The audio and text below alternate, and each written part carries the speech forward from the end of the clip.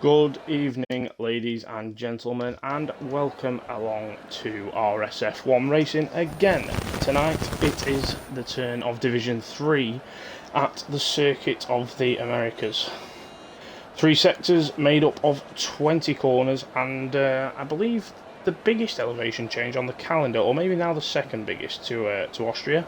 And tonight in the comms box you've got myself, St Diggles, and then alongside me we have Ripping One Shot, or better known to myself as Elliot. Elliot, how are you, my friend? I'm great, thanks. It's nice to be back commentating on a Monday. Have missed this division, so hope for a good race. Yeah, hopefully so. It's a track made for overtaking, to be quite honest. It's meant to be made from some of the best sectors of some of the best tracks in the world. And hopefully we will hop on board with someone and we'll try and take us around on a little lap. Junior, first car out on track into sector 1. The S's, one of the trickiest sections of this track. It's left, right through the first sector of the S's here. Elongated right here at the end. Supposedly taken from a famous little circuit that we were at last week, which is Suzuka Circuit in Japan. How'd you get on last week, Elliot? I finished on 90% wear. So I went for the soft to the medium. So I feel like a few drivers may go for that. It's a very, very tyre wearing strategy. You've got to be on it with your tyre wear. Obviously, safety cars will throw a few, spanners in the work. So it'll definitely be interesting to see how people get on. I know I didn't get on too well with that strategy. So maybe these drivers have got it in the locker. I'm hoping to see that. Get away without the puncture and you might be on for a winner. Who knows? I know for certain, thanks to a little bit of inside information, that tonight's race is dry throughout. That is qualifying and the race, so no real surprises to be thrown up there compared to yesterday's S03 qualifying, which was wet for a little bit. But we'll jump on board with Junior for the start of the very first line lap of tonight's session in the Renault. Up towards turn 1, massive elevation change into a very heavy braking point and a nice tight hairpin, and now down to the famous S's that we were talking about. Keep it nice and tight to the apexes and you can fire it through here, but you've got to be very careful of invalidating. It is very tricky if you do go too close to the curbs. Now right-hander up the hill, accelerating over the blind, left-hander down towards the second tight hairpin of the lap. And down the back straight, the RS will be wide open throughout the qualifying session down here. As he passes the activation point, you see the left thumb there, press the DRS button and we will fly down towards the left-hander at the bottom of the straight here and the beginning of Sector 3. Sector 3, the most technical sector probably on the Circuit of the Americas. Made up of off-camber braking zones and tricky trail braking, especially into this corner here. Tips it in nicely. Can he get on the power?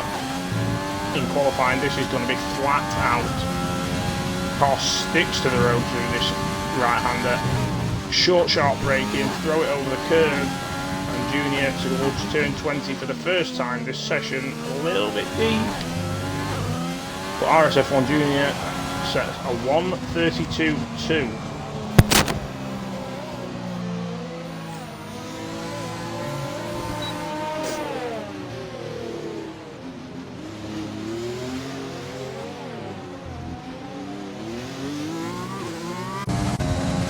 And Connor Todd sets the early pace, 1:30.8 in the Alpha Tauri.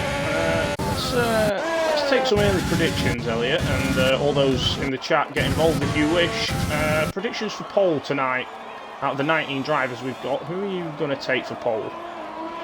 I'm going to go with a man who's in form lately. Dangerous Dan picked up a very, very nice win at Japan last week. So I feel like Dangerous Dan's going to bring a lot of that momentum into this race, and he's going to show it, I believe. I do believe in him, so I'm going to go for Dangerous Dan. Dangerous Dan is your shout as we ride on board with Massa towards the line. Through turn 20. What can he give us? It's a little bit wide. Did he save it? He did not. That was an invalidated lap. We also have Quirky in the Haas, who's approaching the line now, who does a 1:32.5. I'd like to pick out anyone else that's on the lap. I'm not sure if Massa is. I'll check the ERS. It doesn't really look like it. But Dangerous Dan, you'll shout for pole has started a lap, so we'll ride with him in the Williams up towards turn 1. The brakes glowing. That is a really heavy braking zone up there. I've got a little bit of a glitch, by the way, on the HUD that just constantly telling me that RSF1 stretch has got the fastest lap with 31.6. He is actually currently sat P4. But yeah, apparently that's going to stay there for however long it wishes. Maybe until someone beats it, even though people have beaten it.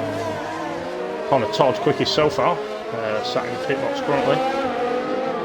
Here we go then, Dan down the back straight. Is he going to get a bit of a toe off his teammate? Oh, he is. A little bit of a toe from Camo 432 there in the Williams. Heavy on the brakes again down into this left-hander. You can take quite a bit of that curb there on the inside. What's he going to set? We will find out. This is the tricky sector. Time can be lost or gained here, that is for sure. Early on the power, you see the rear end slide. Go on board for these final 2 corners. Turns 19 and 20, both fast left-handers if you hit the apexes right. Turn 20. Just clips the inside curve to the line. Dangerous Dan, 1:30.652. Now, I'm going to jump on board with his teammate, who has just had a little toe up the main straight himself from his teammate. Dan returning the favour. I know, speaking to Camo before the race, he set okay times in qualifying, but was struggling for consistency for tonight's race, and it is a track where track limits can be really tough on the drivers. Penalties possibly going to be playing a key part tonight. Penalties played a large part yesterday. Well, Ike's ended up taking the win on track in F2 yesterday, but he didn't have a penalty compared to everyone around him, so he knew he didn't have to push that car to the limits. Let's see what Camo 432 can do for us in the Williams. Down the back straight, DRS activated. He's invalidated. Over the left-hander. He's invalidated. Yeah. That's a shame, Camo 432. But we'll jump on board with Toto, who isn't on a lap, unfortunately, so we will look elsewhere. His eye's the best. Yep, sets a 1:31.6, just caught him crossing the line there. Junior, that looked like it could have been invalidated, that's for sure, and he has pulled over. RSF1 Shane, DRS open. Not a lot of DRS left, so I wonder if this is a second push lap for RSF1 Shane in the racing point.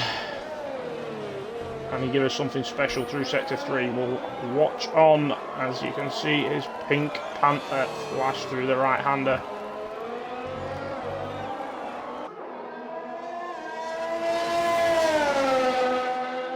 This is flat out all the way to turn 19. Fast through there, that looked good from RSF1 Shane. But he pulls into the pits. He's obviously ran out of VRS on that run. Try and jump on board with the Evo. Is he setting up a lap? Looks like he is.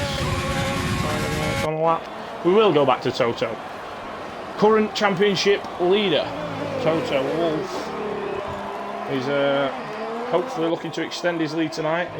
Currently leads the championship by 12 points to Dangerous Dan, who is on 257 to Toto's 269, and then a further 35 points back from Dangerous Dan. We have Jace Lee in the Mercedes on 222. They are the 3 drivers who are mathematically able to win the title over the next 4 races. So what can Toto do for us? He comes to the line now, the Alfa Romeo driver, 30.7, half a tenth off his closest championship rival, Dangerous Dan. Are they already lined up for a fight? As Camo crosses the line and does a 31 flat P7 for the man in the Williams. We're going to have 4 drivers leave us tonight, Elliot, in Q1. Could we see drivers struggle not set a time because of track limits? Yeah, definitely. Obviously, the S section is probably the most well-known place to get Faraday. You know, you've got turn 3, turn 4, turn 5, and then just on the exit of turn 5, the inside curve, some people do go wide there and pick up an invalidation. So definitely people will struggle. Obviously, pressure will kick in when you see that timer going down. You're thinking, I need to set a lap here, and it sometimes does. Sometimes spares you want to get a good lap. Sometimes it crack under pressure. So I'm gonna say we might see one person maybe not set a lap, but definitely, like you said, people will struggle. Yeah, 100%. Hush in the chat, evening Mr. Diggles. Good evening, Hush, from myself and obviously Elliot. Welcome along to the stream, and hopefully we can provide you with a good race tonight. I'm hoping to see a championship tainting battle between the top 3 in the championship. That's why we're going to ride on board with Jace Lee here as he's coming to complete his lap all the way down towards the infamous turn 19 and 20. Track limits can be a real problem on the exit of turn 19, but Jace Lee was good there to the line in the Mercedes. What can Jace Lee do? He takes himself into 4th with a 30.789. The top 4, Connor, Todd, Dangerous Dan, Toto and Sleet looking real close, and Falcon not too far behind himself either in the pink Mercedes, as they like to call it. Turtle to the pits with only 5 minutes remaining. He's in a bit of a dangerous spot there, but here's his teammate, RSF1 Maniac, pushing out of sector 1 down towards the hairpin.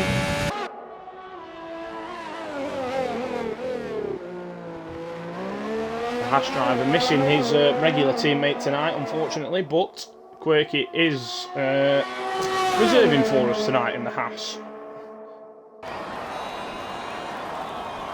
Let's see what let's see what Maniac can set, if he can set a lap. This is all important, like me and Elliot were speaking about. Track limits can be harsh here at USA. He's looked good so far. Nice wide angle.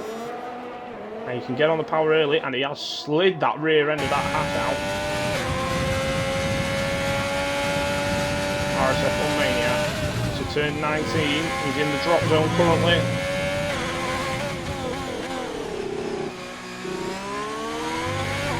A little bit late on the power. Gets to the line. P10, 31.3 for RSF1 Maniac. The 1 man left to set a time. RSF1 Massa, the 2 McLarens, currently P18 and P19. That is not too good for those boys right now. They will want a good result tonight to try and take themselves off the bottom of the Constructors' Championship. Currently level on points with Ferrari on 70 points.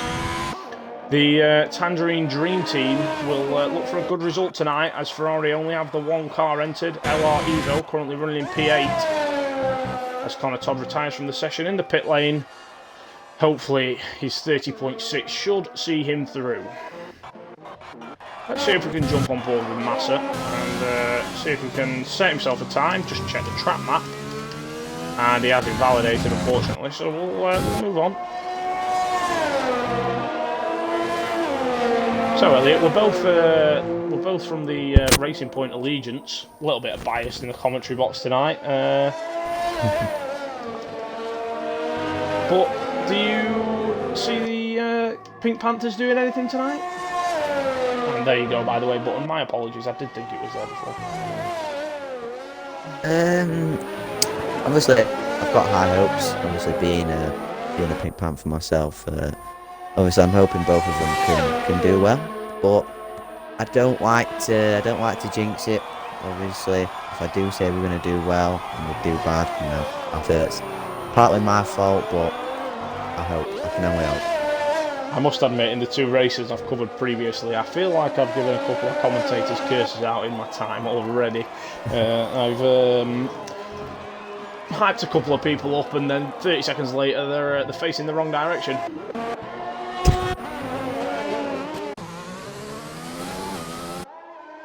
Try and jump on with someone that's going to finish a lap shortly. How's Junior? His Tacticals is in sector 1.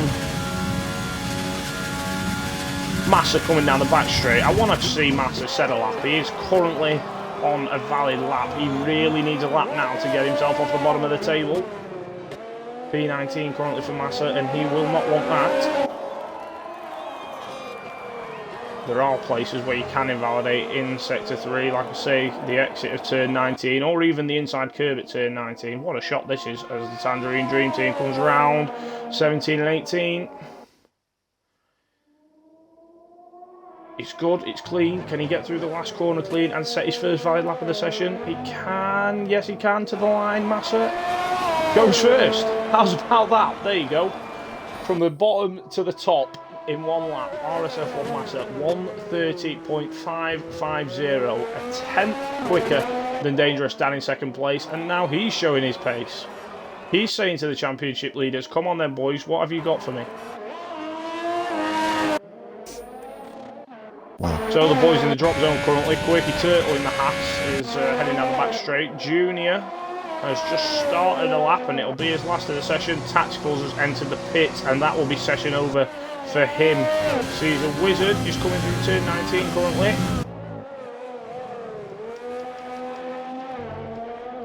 To the line, Caesar Wizard.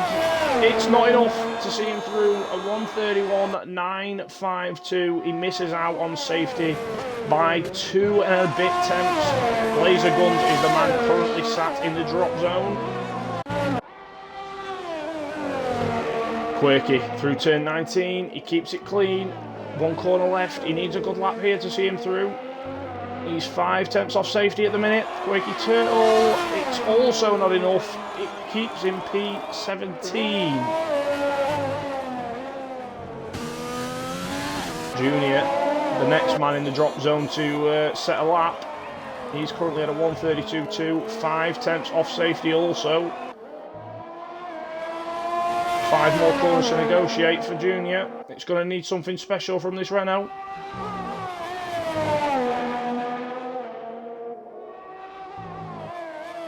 Turn 20, and this is it.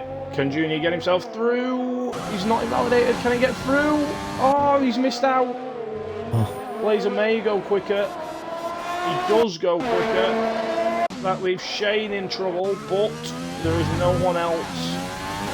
Unless Junior can go again, which I think he's going to try. There looks to be no one else that can set a lap.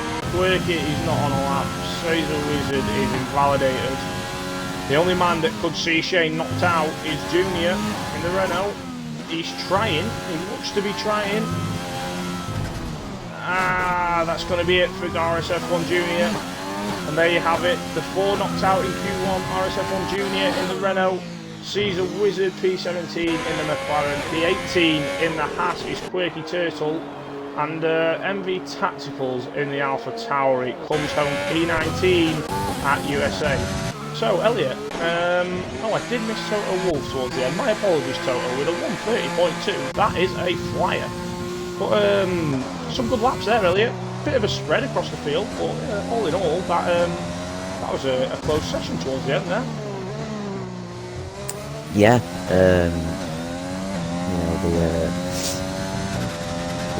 top 9, top 10 as you put it, just separated by second really, or 8 tenths, but definitely Shane was definitely worried then about Junior, but thankfully for him, Junior wasn't able to set a lap. But yeah, the 4 people going out, obviously they have that strategy boost over everyone on the soft, so we may see them come into play just like they did in F2. So the race for them is definitely not over. Yeah, unfortunately, the two boys reserving tonight, RSF1 Junior and Quirky Turtle, unfortunately dropped out in Q1. But just to fill a little bit of time here between Q2, Elliot, the title battle in both sides. In the drivers, obviously I spoke about in the session there. RS Toto Wolff leading the way on 269 points. Dangerous Dan 212 following him on 257. Following them is Jay Slee on 222. So there's 47 points covering the top three currently. And with tonight included, there's 104 points up for grabs for 4 wins and 4 fastest laps. So any of those boys could take it from the top three there. And then if we move over, and obviously, as we spoke about, they have been setting the pace in Q1. But if we move over to the constructors, currently Alfa Romeo leading the way with Toto Wolff also leading the Drivers' Championship. They're leading the way on 347 points. Now, Toto's teammate is Quaker Oats, currently sitting a little bit further down on 62 points on the drivers. But, yeah, leading the way, 347 points. Now, only 1 point behind Alfa Romeo is the Mercedes pair of RSF1 Sainz and Jay Slee. Now, 1 point, it can't get much closer than that. Tonight could be a big race for the title, but do you think we could see Mercedes maybe jump Alfa tonight? Quaker struggled a little bit in Q1. Could it be the night for Mercedes to take the lead? Yeah, definitely. There's always that chance. So, like you said, Quaker out struggling in Q1. So it's definitely a possibility. And being that close, one position decides if you go first or second with Alfa and Mercedes. And then not far behind is Dangerous Dan's team of the Williams, supported by Camo 432. Who is snuck just inside the top 10 of the championship, currently on 75 points. They're only 15 points off the lead of the constructors. We could come out of here with a whole reshuffled top 3 in the constructors and the drivers. And with only 3 rounds left after this, now's the time to start making moves. It's going to get to the sharp edge of the sword, as they put it, and anything can happen. In 3 races, people can DNF. So now's the time to take advantage. Everyone wants to be leading into the final 3 races of the season. Yeah, definitely. Like you said, with the Williams coming into play, and like you said, just Dan being on such great form lately, scoring 25 great win points last week. is huge. Great win last week. He made a great strategy call. If I remember rightly, he won on the hard tyres. From fairly early on in the race. I might be wrong there, but it sounds right. And just a quick hello to those in the chat. Duffer, welcome to the stream, and Razor VH95, welcome to the stream. I think we've got a good race in store for you boys, and I think there's going to be some big championship battles going on tonight. I've got a funny feeling that we could see some drama that shakes up the championship before we head to Mexico. But Q2, we're going to lose another 5 drivers tonight before the all-important pole shootout. Now this is a session I quite like to pay close attention to, because obviously this is a strategy deciding session. Currently we've got 4 drivers out on the medium tyres. Camo 432, RSF1 Stretch, Blazer Guns and Dangerous Dan, the men out on track on the medium tyres, the rest of the field currently out on softs. But as we know, it's the all-important laps towards the end of the session normally that make the difference. And yes, Duffer, I totally agree. Come on, the pink, let's go, he says in the chat. Let's hope for a good result for Racing Point, who are currently P4 in the Constructors' Championship in F3. Trying to pick out first to the line will be... is it the Red Bull? I think it is the Red Bull of Blazer Guns. Oh wait, well, no it's not. The Red Bull of Blazer Guns is facing the wrong way out of the hairpin, right at the top of the track. As he rejoins the track, I think it's going to be Stretch first to the line. It is. RSF1 Stretch opens the DRS, and a 1:32.4 for Stretch. Connor Todd does a lap, but it was invalidated, so he's going to go again, and he's probably going to try and take a little bit of a toe off Stretch.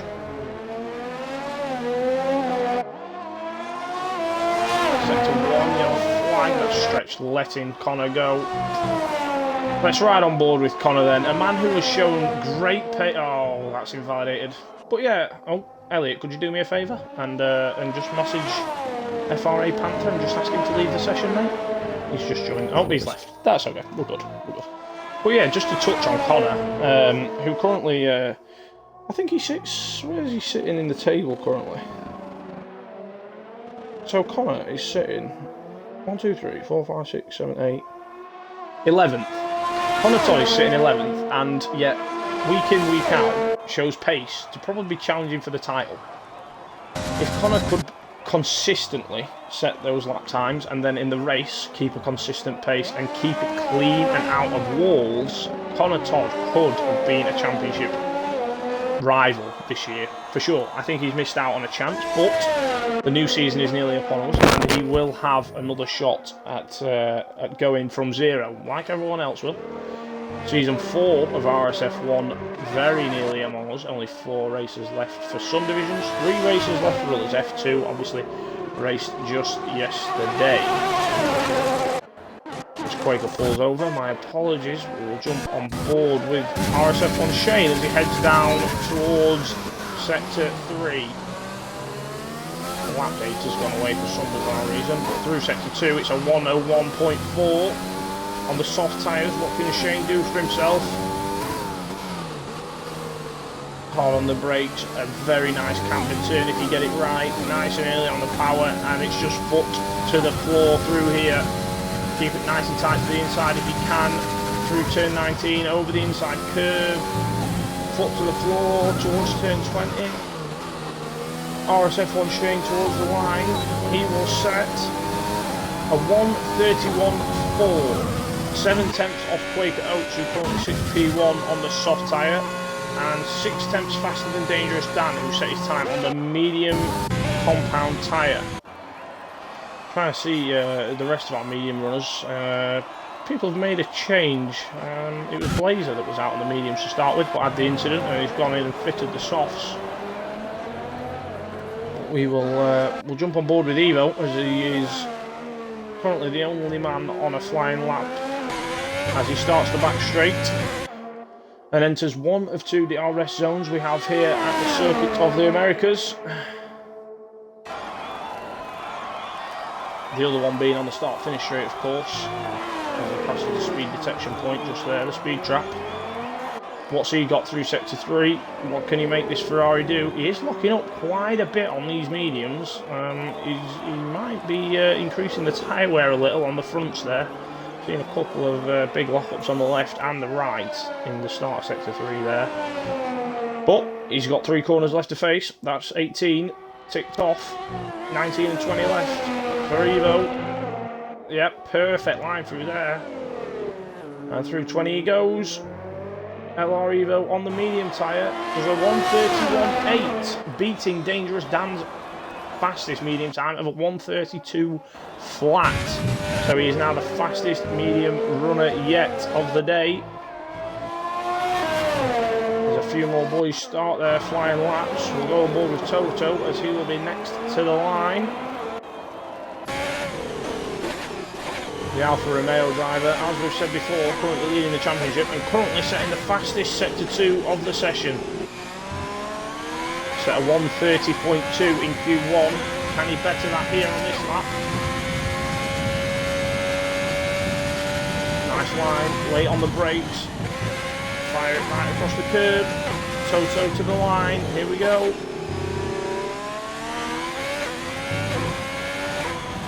A 1:30.3, a tenth off his lap in Q1, but still fastest by 3.5 tenths. He's showing some pace right now, Elliot. Yeah, he is definitely consistent, and that's what I really like to pay attention to in Q2 is how consistent. Because you can do it in Q1, it might have just been a flying Q1, but if you can do it in Q2 on the same compound tyre, it shows that consistency, and Toto has definitely brought that to him. Yeah, most definitely. I had heard rumours flying about the paddock before the race that Toto was the pace setter here at USA. However, he still has his championship rivals to contend with, as one of them, Jace Lee, sets the fastest middle sector of the session. Could Jay Slee go and jump up to that top spot with only 6 minutes left in Q2? Oh, he invalidates at turn 19. Slee, that was a flyer as well. Slee to the pits. Falcon is making a move on the mediums. Got through Q1 in P6, I think it was in the end. What will we see from Falcon on the medium tyre? Can he get himself solidified in that top 10 and maybe, just maybe, be on the alternate strategy? Will he have time to set a soft tyre lap when he finishes this lap? We'll find out. He's at the start of Sector 3 now. He's well, I mean, that could be glitched, or he's flying. He came up for the fastest middle sector of the session then for me on the medium tyre. This could be a flyer, if that's true to the word. This could be a flyer from RSF1 Falcon.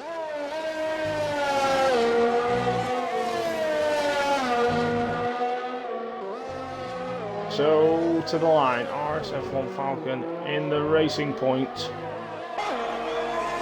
It's a 132.1, a little bit slower than Dan's effort, the 132 flat, and Dan is out there now on the soft tyre, along with more or less everyone else. So, Falcon might want to get back round there and get onto those soft tyres, because it looks like everyone's going to be trying to get through on the softs. It is possible.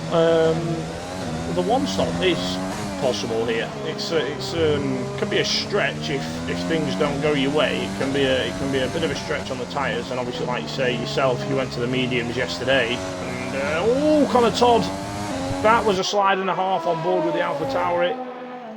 That is a difficult traction zone. If you don't get this car straightened up early enough, that is a difficult traction zone. However, how much has it hindered his lap? We'll find out as he approaches the line. Can he take that top spot off Toto? No, but he goes third. A 1:30.779 for the AlphaTauri of Connor Todd. Next to the line, looks like it could be not Evo, sorry, Quaker, or even Toto, but he's pulled over to the left and he's going in. I think he said that lap will do me. And we've got Massa approaching to start a lap, and the Williams of Dangerous Dan going to finish his flyer on the softs. That'll do for Dangerous Dan. That is a lap and a half in Q2, 1:30 dead. With 3 minutes remaining, he takes the top spot off Toto. That's a great lap from the Williams driver. He will be well happy with that. Shane to the line, goes P3. 1:30.6 for Shane. Will that see him safe? He's got plenty of people behind him yet to do a lap. Highs the best. 2 temps up through the middle sector. What's he going to get as he approaches the line? DRS open. So 1:30.8. P6 with highs the best. Camo just started his lap. Massa on the back straight. Stretch just started his next flying lap. All the flying laps are going to start tumbling now. A little bit of traffic there for Jay Slee, really. He doesn't want that. He needs to get a clean lap in. Doesn't want his teammates dirty air hindering his lap. We'll have a watch of him behind Sainz, who is also on a lap, so this could be interesting between the Mercedes pair. Have they got a plan? Doesn't look like it. Both are using ERS. Let's hope they don't tangle down towards the start of Sector 3. Onto the back straight. Slee is going to get a tow, but is he then going to be too close into Sector 3? Connor Todd's retired in P5 and hopes that that lap is the... Well, he's now P6, hoping that lap's good enough for him. He could be pushing the boat there with 3 people yet to set a time. Into Sector 3 we go then, with the 2 Mercedes. Slee looks like he's sort of struggling in the dirty air.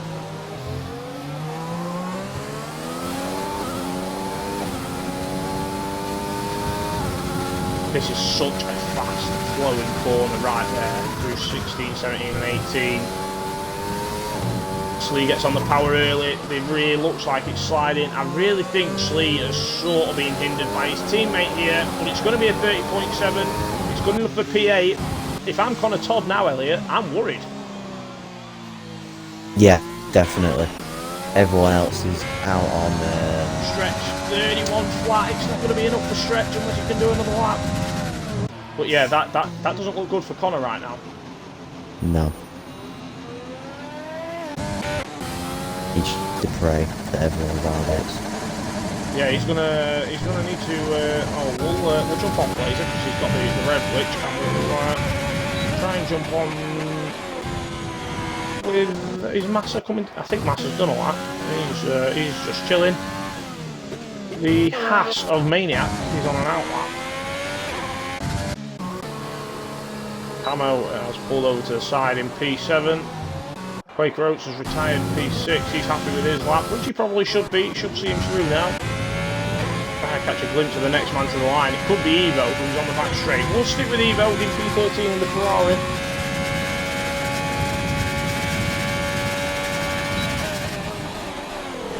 Here we go. Evo down towards the start sector 3. Big lock up there on the left front of the Ferrari. He's 7 tenths up. He's 7 tenths up. That's a 31 flat. Can he gain even more time through the last sector? This could be the one to put Connor Todd in the danger zone. Connor Todd and Eyes the Best both retired. Unfortunately, Eyes the Best couldn't have time to set a faster lap, but Connor took an early gamble. Evo, the first man to the line out of the bottom 5. He does knock Connor down a place with a 130.740. Now Connor's got to pray. He's got 3 people to get through. Maniac has invalidated. Falcon, Blazer's invalidated. Blazer's going to be out in P15. Falcon, the only man in the danger zone yet to settle back on the soft tyre. This is going to be it for Falcon through turn 19. Through turn 20. Can he beat Connor Todd's 130.7? He can. And he does knock Connor Todd out. Connor Todd did take an early gamble and he has been knocked out. A 130.779 does not see Connor Todd through in the AlphaTauri, and I was talking about it. This is what I was saying about the commentator's curse, by the way, Elliot. I was hyping him up. I said he's been setting the pace. He's been setting good pace all year in qualifying sessions, but then something goes wrong or he crashes or whatever, and it's happened again. He's took an early gamble and he's gone out on a 130.779, and commentator's curse everywhere.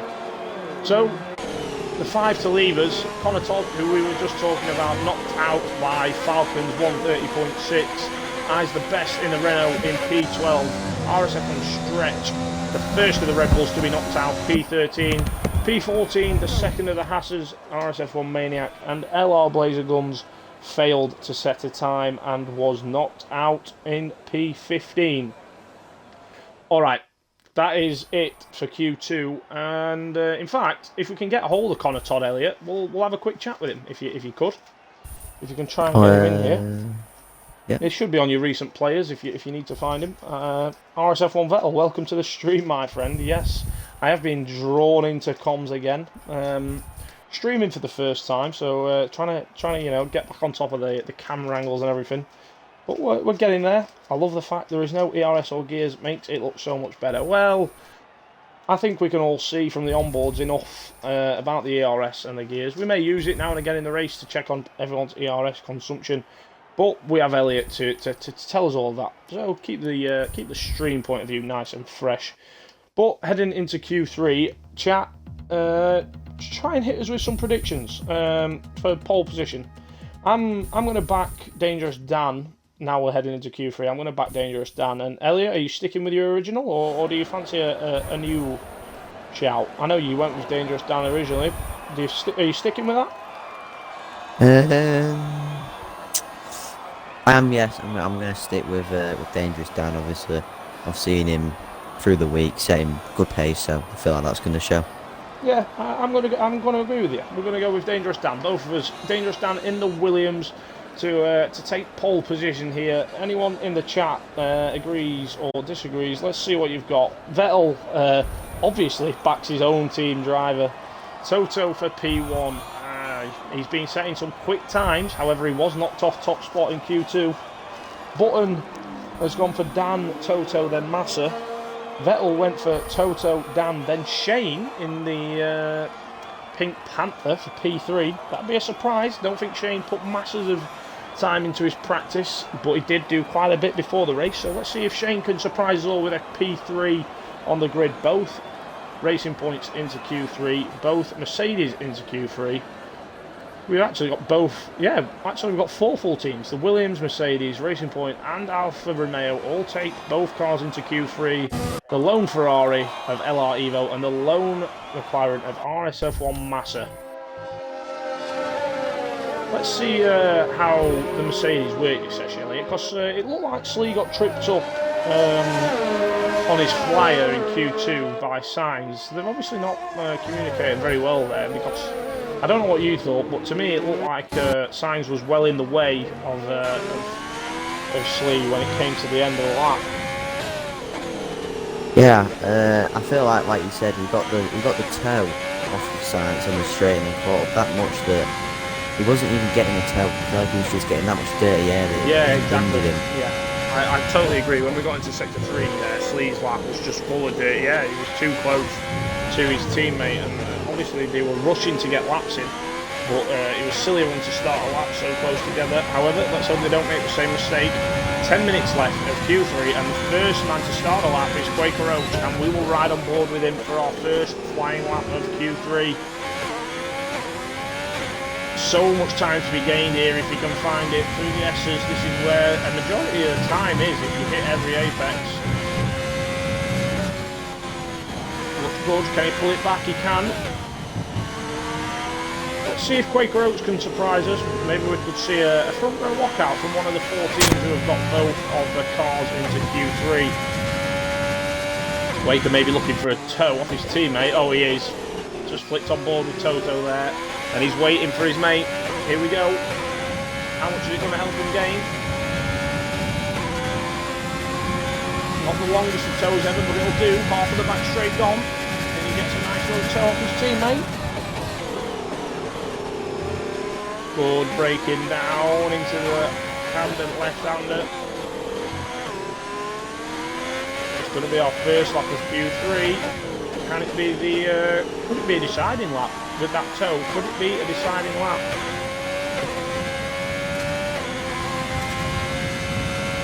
Round 17 and 18. 2 corners left to go. The Quake a little bit wide there.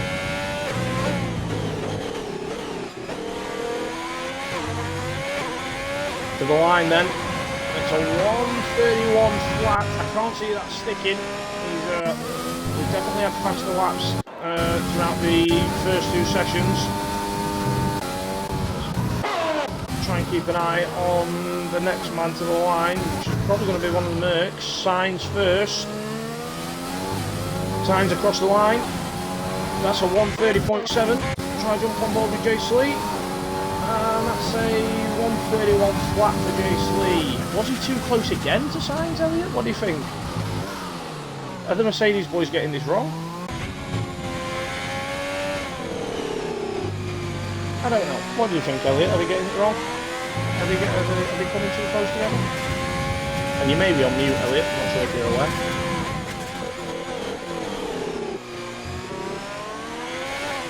Okay, I may have lost my co-commentator for a second. But I'll take you through the next one. Oh, he's back. He's back. My co-commentator. Battery's cut out. I'm going to have to repeat the question. It's okay, don't worry about it, we'll run with it. We'll run on board with Shane, who's on a lap right now, coming through turns 17 and 18. It's a beautiful little section of corners, this. 17, 18, 19 and 20. It flows so nicely if you get it right. To the line, Shane. Yep, not a bad start. 30.8, takes him P2 out of the 5 men to set the time so far. So, we'll finish this like with Toto. Obviously Vettel's shout for pole position. And that's not a bad start to the session. It's not his fastest lap today. Q1 did a 1:30.2, but a 1:30.3 is well clear of the rest of the time so far, as RSF1 Falcon goes P2 with a 1:30.6. Try and ride on board with Camo, who I think is going to be the next car to set the time. Camo 432 in the Williams. Currently the Williams P8 for Camo. P9 for Dangerous Dan, yet to set a time. Camo to the line on the power. 130.6 for Camo. We'll jump on board with his teammate then, who's in sector 3 now.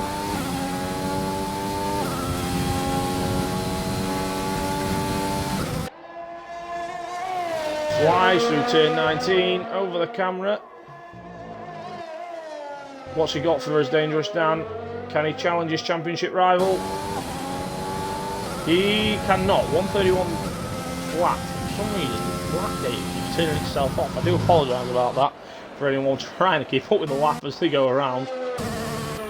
But that's the first set of laps done. Evo is now out on, I think that's a fresh set. No, he's done a lap on then. Falcon has done, maybe these boys are actually coming towards the pits. I think they might be. I think that's the first set of laps done. Did we not manage to get hold of Connor Todd Elliott? Did not. I have messaged him. I didn't have a reply. So a little bit late now, unfortunately. But it is what it is. Tried to catch up with Connor Todd, who qualified P11, but unfortunately we couldn't quite get hold of him. But all is not lost. Now is the most important battle. The battle, my apologies, for P1 on the grid. All the cars now return to the pits to put on their last set of fresh soft tyres. What do you think the pole time's going to be then, Elliot? One run left for every driver.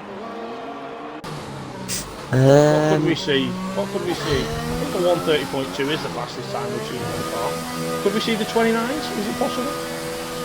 Inside information. Inside information says you might. Maybe you're losing batteries again. Maybe you need to go get some new batteries. Whatever his inside information said, I think we're going to see a 130.1 for pole position. I'm still back in Dangerous Dan, but I think we're going to see a 30.1. I'm going to go for 29.9. 29.9. I do know, from what I've heard, Duffer with a, Duffer, I can't agree with that time. 1 minute 30.154 is Dufferlump's guess for the pole position time. Currently, pole position is a 130.323, but I do see that tumbling. I've got a feeling that we're going to see that fall away. Massa now on an outlap, yet to set a time. Obviously must have only had the one set of fresh softs available to him for this session, as RSF1 button 29.9 is prediction of the pole. He's going with you, Elliot. Can we see the 29 barrier broken? From what I know, there's a few TTs amongst this division that breaks the 29 barrier. Can they replicate it here under pressure in Q3? Dangerous Dan and Jay Slee, P8 and P9, currently P2 and P3 in the championship. We need something special because the current championship leader is, well, leading the way in Q3, and by some distance, over 3/10 the gap to P2 currently. Sainz is the first man. Now, could this be the difference, Elliot? Sainz and Slee, they flipped it. Slee is now leading the way in the Mercedes straight. Now I think in Q2 and the first run of Q3, Slee was being held up by his teammate. Could we see Slee help Sainz and also go faster? I feel like that is the strategy. Obviously, they saw in Q2 that Slee was by far the quicker car. And looking at it, like Sainz is that close to it. Slee's getting a little bit of a toe here, actually. Off one of the Alfa Romeos. Can't quite see from here who it is. Well, it's actually Quaker because Toto is still in the pit. In fact, Toto is now on the outlap. Slee sets the fastest middle sector. I think Toto's teammate has sort of just helped Slee, and I don't know if he meant to. Okay, Slee, you've got one nice tight technical section to get through per turn 19. And what can you set for us? Through turn 19, it's a little bit wide. It's not bad though, he's on the power early. Get over that curb, get towards the line, and we've been signed out, Elliot. Oh no. I will continue. Slee sets. Slee gets second with a 130.5. Science didn't improve on his lap time, so Mrs. Science didn't have the pace there. I do apologise Massa for this, gents.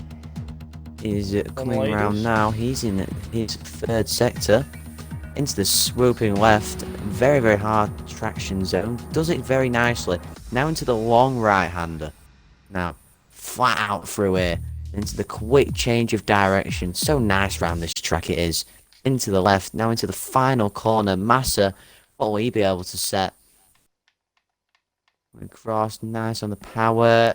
And it's second with a Can I get an invite back, please, my friend? 5. I will. I can get you back quickly. What a time to be kicked out that is, by the way. Now, I do apologise, stream. We will get us straight back in whenever we can. A little bit of a technical issue there. The game does do this quite often, as I'm sure all you boys are aware. Well, it failed to join the session. Okay, we're going to do a quick game restart, gents.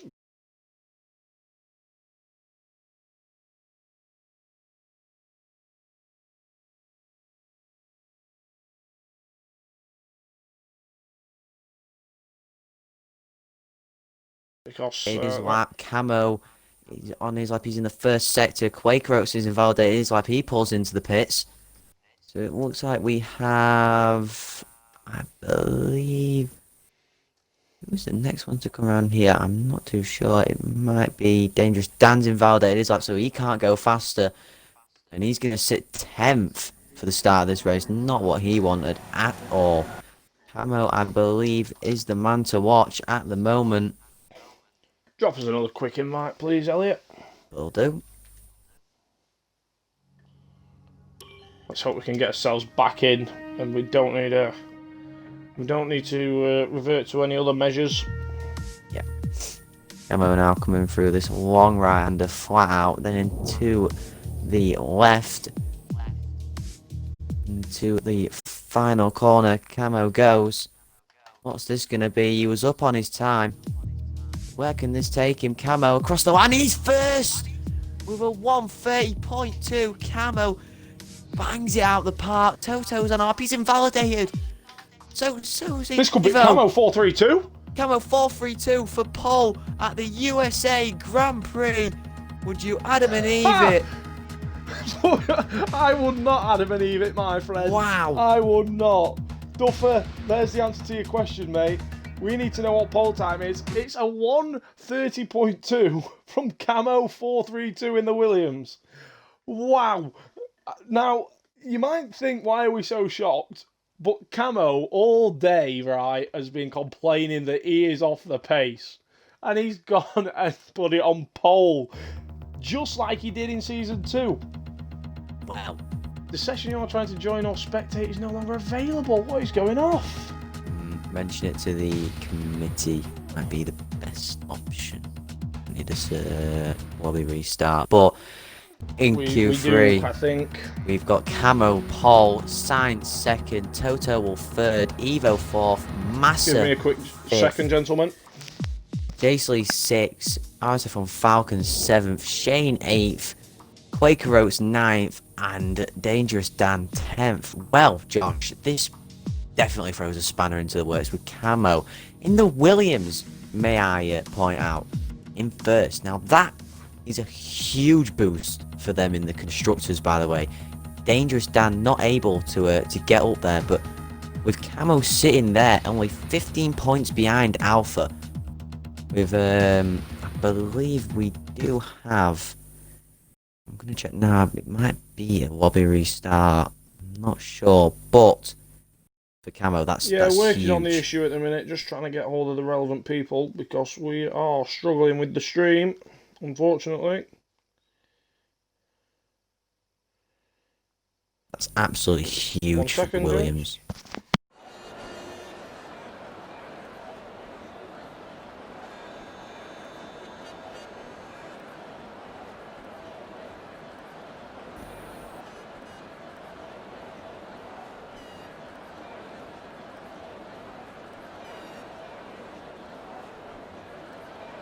looking at the standings as of now, as the grid stands right now, I do believe that Mercedes will go in front of the Alfa Romeo in the constructors. And Dangerous Dan is going to lose so many points. We're good. We're fixed. You back I'm in? in. I am in. We can see the screen. We're back. We're back, baby, we're back. And I can't believe I've missed that. I can't believe it's kicked us out. Unbelievable. The one thing I didn't expect was Camo fourth. Can we get an invite for Little Sparks, Elliot? He's just left a session there. Yep. A quick invite for him, that'd be fantastic. I can't believe we've missed out on Camo putting it on pole for the second season on the trot at USA. Throw it back a season. Camo put it on pole here at Circuit of the Americas, as I've said just shortly before now, and to top that off, he went on to win the race. Is it possible again? Could Camo 432 come out of nowhere to win the race? He's had, this year, if I'm not wrong, Camo has only had... I'll do a quick recount, because I must be wrong here.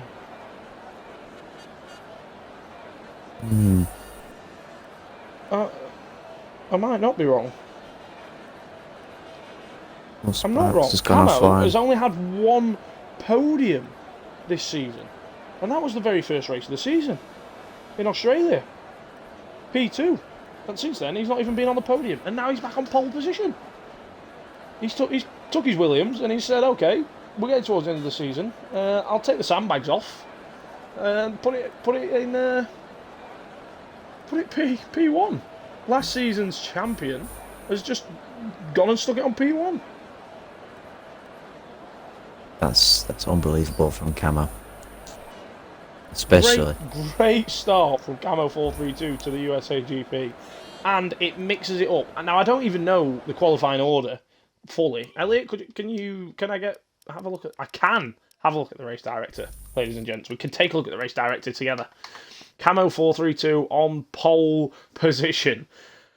Behind him, RSF1 Sainz in the Mercedes, followed by our championship leader, Toto Wolff P3, P4 LR Evo in the Ferrari, which we will run through on the formation lap. But I just wanted to take a look at Q3, seeing as though we missed it, unfortunately. P5 was RSF1 Massa.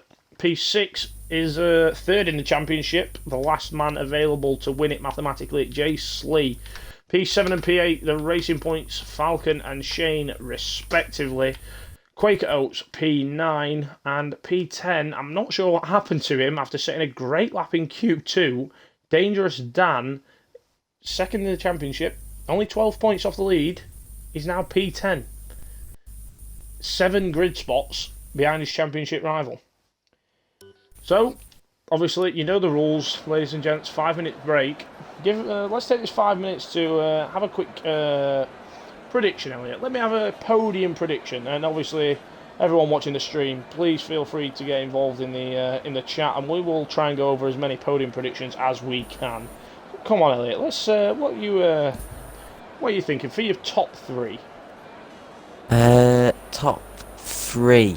I'm gonna back Connor Todd for third. I'm gonna go. That'll be some drive from P11. I'm gonna go Toto second, and I'm gonna back Camo for the win. I like it. I appreciate the backing of Camo for the win. Now I'm going to change it up just a little bit. I am going to go for P3 to be Jay Slee, P2 to be Dangerous Dan, and I'm going to say P1 is going to be LR Evo. Toto to finish P4 after an early crash. That's going to be my prediction.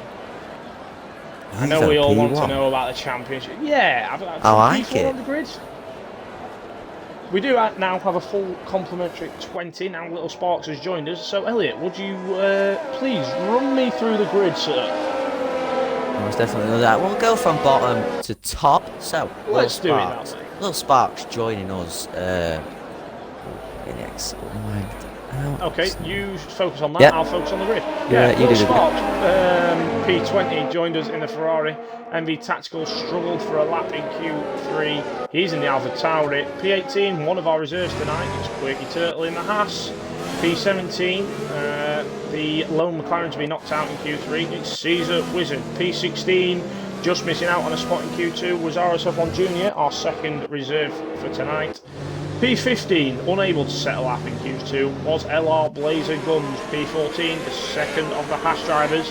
RSF1 Maniac, also obviously lost in Q2. Stretch, the second of the Red Bull drivers. Again, couldn't quite get himself into Q2, but is in a good spot to start on the alternate strategy. Eyes the Best, the second of the Renaults. P12, again running the alternate strategy on that Renault, and there are the predicted pit stop strategies. 2-stop and a 1-stop, both available to all the drivers today. The 2-stop runs about a second slower normally on normal tyre wear. P11, the man that we thought might be in with a shout of pole, and Elliot's back to get on the podium. From P11, it's Connor Todd.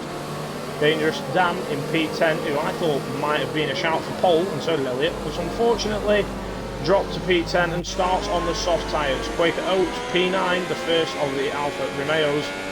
He is also on the soft, which like all the top 10. P8 is the first of the racing points, starting alongside his teammate RSF1 Shane in P8. P7, it's RSF1 Falcon in the second of the racing points. They lock out the fourth row. P6, it's Jay Slee. P3 in the championship. P6 on the grid. What can Slee give us tonight in USA? P5, it's the second of the McLarens, his teammate all the way down in P17, but RSF1 Massa took P5 on the grid. P4, the lone man to compete qualifying for Ferrari, it's LR Evo, and he's my back for the win. Toto, our championship leader, is in P3. Can he extend his lead? Can he stay out of trouble?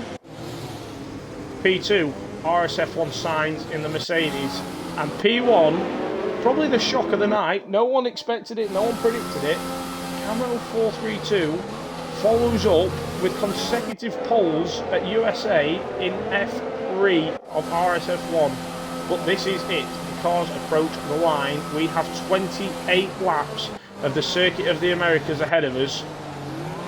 What have we got in store? Who will take the win? 3 races left after tonight. Could we see the championship fall to tatters?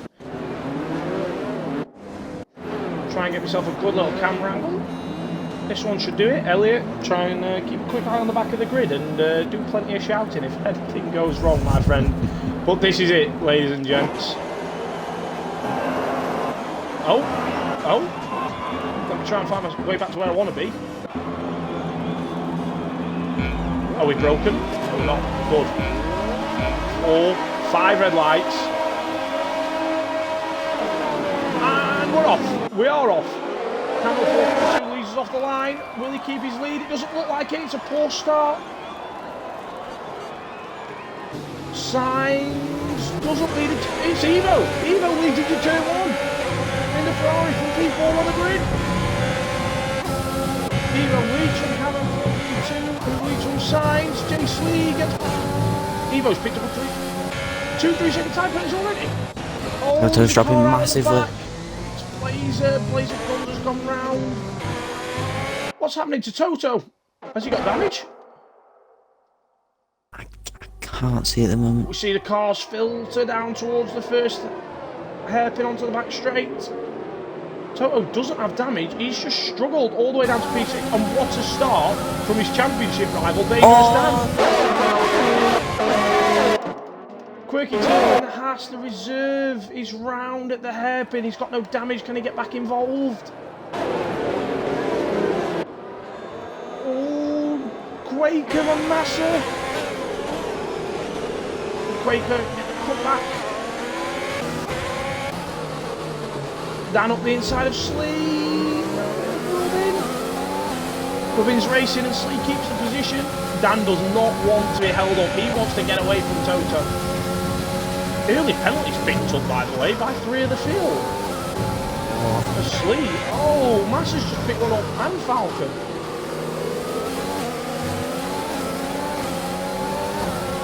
There you see the predicted pit stop strategies again. This one, oh, 2 stops. Soft, soft, medium, soft, soft, hard.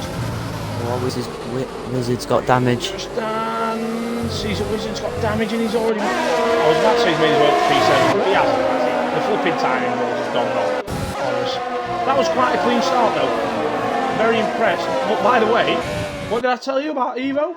Tell you what, he's out in front. a great start. Great start from Evo. E4 on the grid to lead into turn 1. But penalties are flying around the grid already, Elliot. We did say penalties could be a thing, but this is, I mean, some of the lads picked up penalties before they even got out of sector 1 on that one. I don't even know how that's possible, Diggles. I really can't. I mean, it happened. It definitely happened. But It definitely I don't know how. They must have done a heck of a job of cutting the majority of the track. Oh, it was Blazer. Wait, retires at turn 1, or did he retire in the pits? I'm really not sure there, to be quite honest. No, is it on track? It kind of looks like it's on track. Are we picking up a safety car? Well, we've not got no safety car. We have got a full course yellow, but I've not been told. We've got a safety by car. the game. We've got a full safety car? We've got a full safety car. Well, there you go. The game has not told me, but we have a full safety car, ladies and gents. So to just recap on that really hectic start at the front, LR Evo came from P4 to take the lead into turn 1, picked up a 3-second time penalty. I think it was only 3 seconds anyway. We'll have a quick look. Yep. Camo hits the pits from P1 on the grid. So he drops from position. Sainz is now up to P2. Slee is up to P3. Toto is up to P4. We'll wait for the pits to calm down. But Toto had a bit of a horror start from P3 on the grid earlier. Yeah, it's like he just couldn't get the tyres going, and then he just dropped so many positions in the first corner. He's done well, actually, to gain the positions that he had from that poor start. So I tip my hat to him. Yeah, Falcon with a 5-second time penalty, which is interesting. So we'll quickly switch to the tyres and see what everyone's doing that's gone into the pits. We've got Massa, who's come out on hards. Dan, Shane, Tacticals on the medium. Caesar on the softs, Camo on the medium. That's going to be difficult. They must be going for a 2-stop, Elliot. What do you think? Yeah, I feel the 2-stop very much did work for Ice yesterday, so it's very, very well doable. What lap did you go to the medium, yesterday? I went to lap 9, then pitted. So I did 19 laps, and then they were basically dead again. A very, very interesting factor here is that the 2 Mercedes are in front of the 2 Alphas. Yeah, as we spoke about that 1 point gap in the constructors, there is now, well, 1 space between Toto and Slee, and then 2 spaces between Sainz and Quaker. It's going to be a tight battle for the constructors tonight. I wonder if Sainz will let Slee go for the championship, and will he try and hold up Toto, or do you think it's a race for position? What do you think? What do you think, El? What would you do? Or what would you want if you were Slee even? I feel if I was Slee, I'd definitely want to get through. But if I was Toto Wolff in the garage at Mercedes, I'd be thinking, don't slow each other down by doing the overtake. If he's going to overtake you.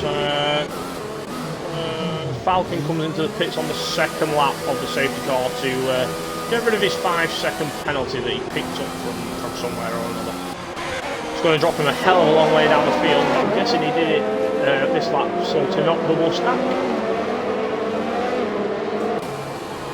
As he does drop right down the field, all the way to the back, unfortunately for Falcon. But he's got the hards on, he could go to the end.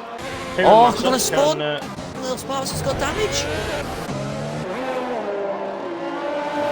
So yeah, Connor Todd, damage to the left front, and Little Sparks. Yeah, damage to the right front. We saw this with... Who did we see this with at Japan? In F4. Was it Toxic? Span under the safety car? It might have been. Toxic MW spinning on the safety car at Japan. a little bit of a silly mistake to make, but that now leaves Connor Todd in P10 with damage to the left side of his wing, and then little Sparks, who's made his way up from P20 by the way, Elliot. He's now got damage to the front right of his wing. Camo is now the highest runner to make a pit stop. But all those boys that started on the alternate strategy, Maniac, Stretch, Junior, Eyes the Best, Connor, Sparks, obviously those two got damage, but those boys are in great positions right now. I'm going to try and get a quick look at the safety car to see if it's going to be coming in this lap with Evo, on board with Evo. As we pass the sector 3 line, it normally tells us. Yep, the lights come off, the safety car is coming in this lap. Evo, who has led from turn 1 after getting off the line from P4. He's got a restart to deal with from the front of the pack.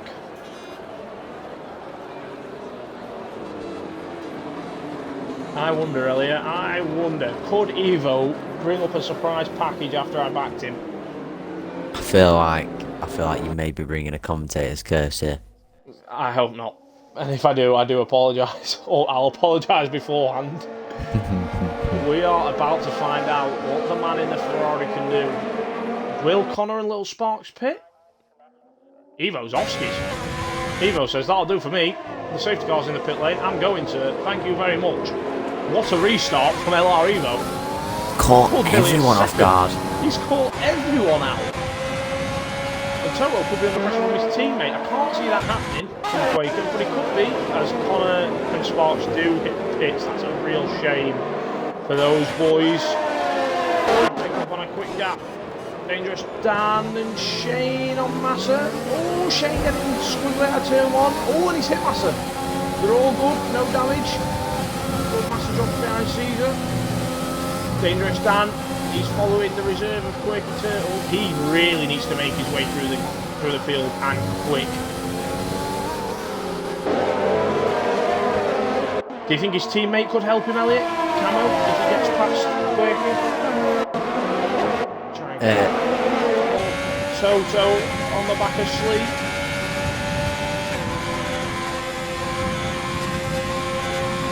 Yeah, definitely. Not be close enough down into here. Dangerous and is all over the back of Quirky now. Just doesn't have the front line speed. Is he going to have a go on the brakes? No, he's not. Quirky goes a little bit deep.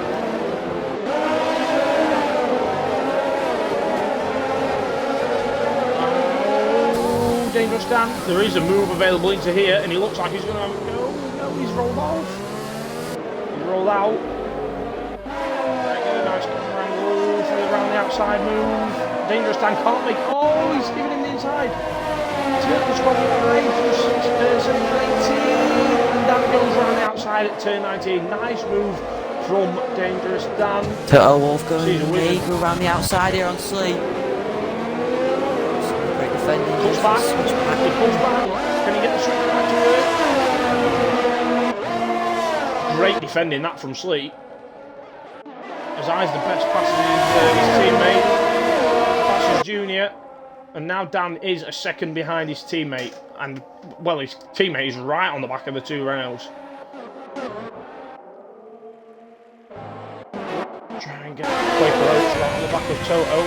I think he's just going to sit there and let Toto pull him along, to be honest. Yeah, Camo definitely frustrating with that pit start. Safety car restart as he's dropped so far back from the top yeah, seven. he just needs to try and make the pit stop advantage he's now got work for him. DRS not yet available, doesn't become available till 2 laps after the safety car restart. Shane on the outside of Quirky. Will he keep the position? It looks like he will. Dangerous Dan right up behind Camo now. Will he let him go? Try and keep an eye on Toto as well, who is sneaking to the back of Slee. Slee's struggling to keep up with his teammate, by the way. Yeah. Who in turn is sort of struggling to keep up with Evo. We were thinking of the other way around.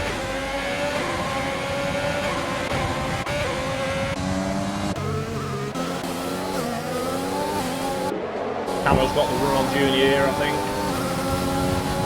Junior's just got more from high speed. Although Camero's not using the RS there. Is he going to let his teammate go into turn 1? He's not. Camo's saying, I got pole position, I deserve a shot at winning this race. As Tactical passes Massa into turn 1. Caesar Wizard could be one to watch, by the way, from the restart on the soft tyres. Toto sort of dropped off the back of Slee as he made a slight mistake, who knows, but he's catching right back up. He got a better run out of there, that's for sure. The top 4 already all picked up penalties, and Camo has made the move, but Junior can he keep on the outside? No, he can't, and now Dan, oh, Dan's running into him! See if I can get a shot at Dan's wing. He hasn't got damage, Dan's got away with it. Oh, here comes Junior! On Camo, and Dan, and Camo inside. Oh my goodness me, that was getting really close. Lloyd wants the telemetry on, I mean, okay, I don't care. Wizard on the inside. Dangerous Dan's going to get the inside to this corner. Wizard maybe around the outside, he's going to go for it. Dan just has the traction out of there. He can't quite get the softs to get the traction out of there, but he's going to be right on his rear end now, through 17 and 18. Oh, he's going to cut that corner big time. But he's now going to have a go. Oh, he's going to... Oh, contact! Contact, but they have both got away with that. Lovely. I think she's got away with no damage, he has. And now Camo up the inside of Junior. As you can see right ahead, is Junior going to try and hold around the outside? He's not, he's going to look for the cutback in the Renault.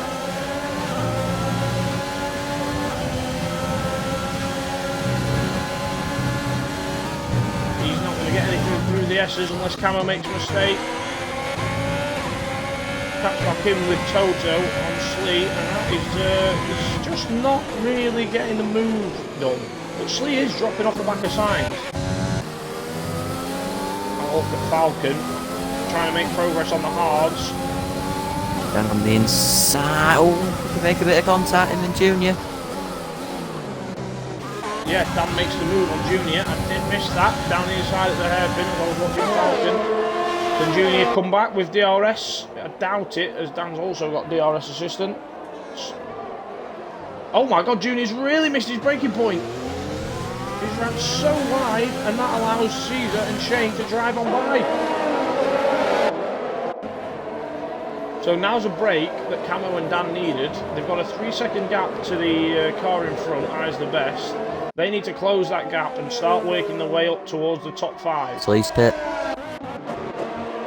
Slee has hit the box, 7 laps in on those softs, and he's decided I can't keep up with my teammate. Let's get to the box, but that gives Toto some clean air. What can he do with it? Dangerous Dan with DRS. Up the first straight. Is he going to be close enough? No, I don't think so. Not this time round. He'll be looking for a move on his teammate shortly, I'm sure.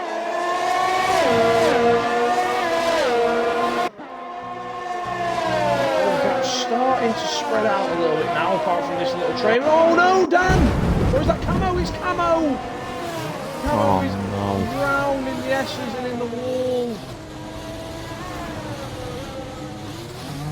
From pole position, he has now got major front wing damage to his Williams, and he's going to need a pit stop.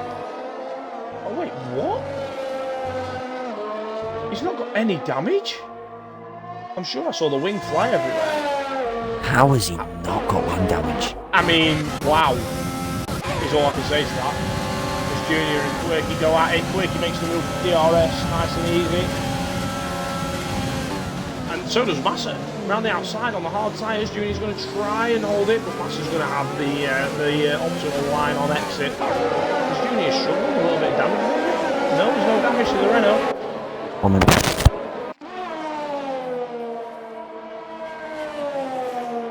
Yep, that is that's not wrong from then. I'm gonna go with then Oob Gamer. The noob. Oh, it's the Noob Gamer. The Noob Gamer in the chat. He clearly doesn't have Aitken's front wing. Yep. Somehow Camo's front wing stayed intact there when he hit the wall through the S section. He's got away with one, but he is now down in P16 from P1 on the grid. Toto starting to slowly close the gap to Signs as Falcon Junior. Oh, Falcon made a little bit of a mistake. He ran out wide at turn 1. Junior and Tacticals get past, and Falcon drops to P14. Slee on the fresh mediums has come out P15. He's got traffic ahead, but he'll want to fight his way through as quick as he can.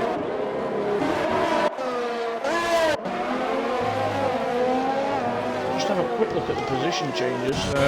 Great start from Maniac and Stretch and Eyes on that alternate strategy. And Quaker's gone from P9 to P4, right up behind his teammate, just pulling him along nicely. And the man who's in a little bit of a world of his own right now, 2.7 seconds ahead in P1, it's LR Evo. Made a great start from P4 on the grid and is now all the way up to P1 and has led right from turn 1. He's doing a great job. He extends the gap to 3 seconds as Toto is starting to close in on Signs.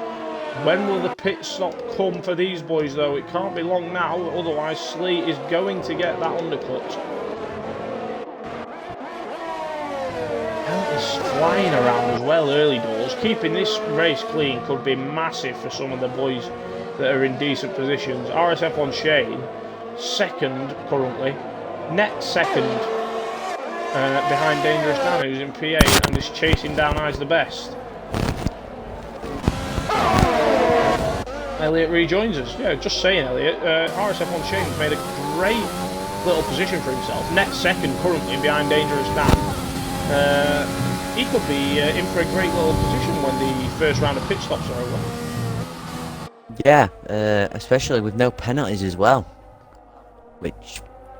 the top 3 have all got penalties, so like you said, he's got a great chance. And Slee, Toto, Signs, Evo, all with penalties.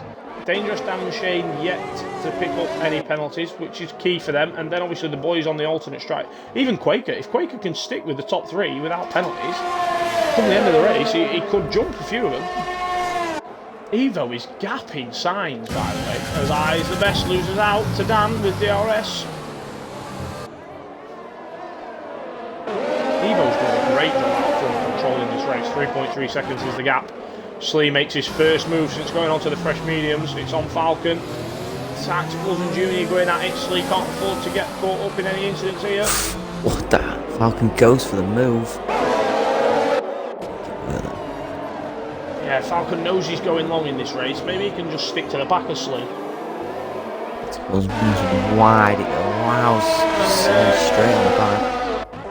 Toto is in. Toto is in. I thought there'd been a mistake from Toto there, but no, he's in the pits, and so is Eyes the Best, which is a bit early for the mediums. So I suppose he's going to be going either for a 2-stop or he's going onto the hard tyre. And as you asked, there is the gap to the leader on the left-hand side now on the timing screens. Currently, I think the pit stop here is about 23 seconds. So currently, Toto is. No, it might be a little bit less than that. A little bit. Maybe it's 20 seconds here, because it is quite a short pit lane, isn't it? Yeah. I would say it's about 20 seconds, because Toto, yeah, is now 23 seconds behind Evo. When is Evo going to make the pit stop to make sure he can secure that P1 after the first round of pit stops? I mean, surely if he's done 12 laps on the on the softs, Elliot, surely he can do the rest on the medium. Definitely. Just a little interesting thing there. Toto has come out in front of Slee. Well, not just in front of him, he's gapped him by nearly 2 seconds after the pit stop. Yeah, Slee was clearly holding Toto up. It's Junior. Oh! No! Good me! That is a massive dive bomb. It looks like a big dive bomb. Contact right at the apex of the corner there. I think they've all got away with it. I think they have. Okay, I'm apparently on board with Junior. But there we go, there we go.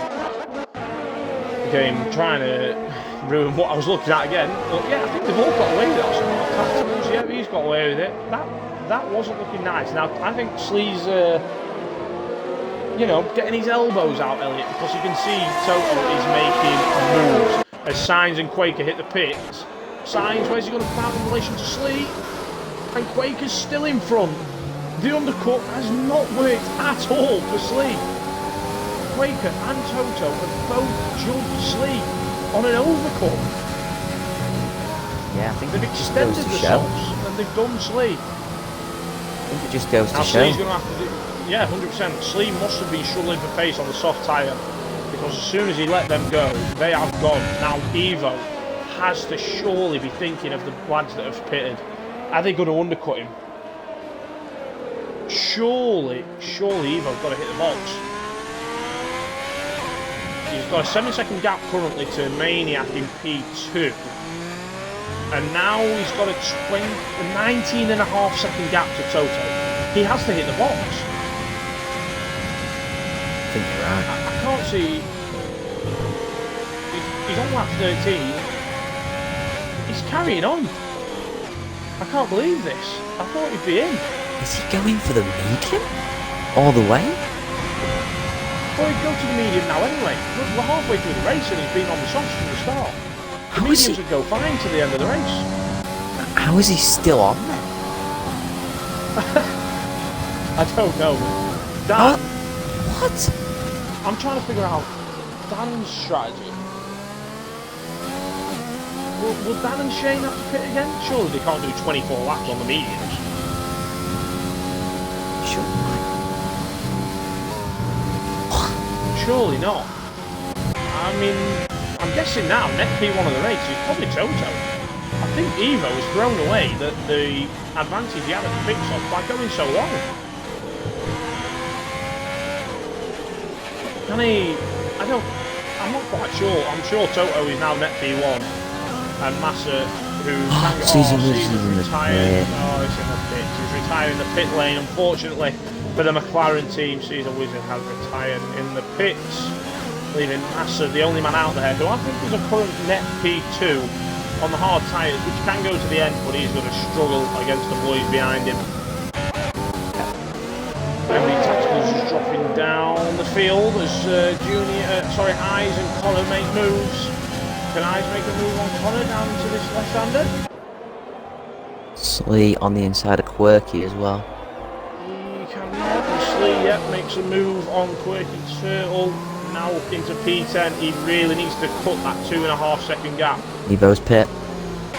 Evo has pit. Now, I'm looking at this. Toto's now behind Shane in turn 19. He is going to jump Evo, without a shadow of a doubt. Evo's on his way out, but he's nowhere near the pit exit.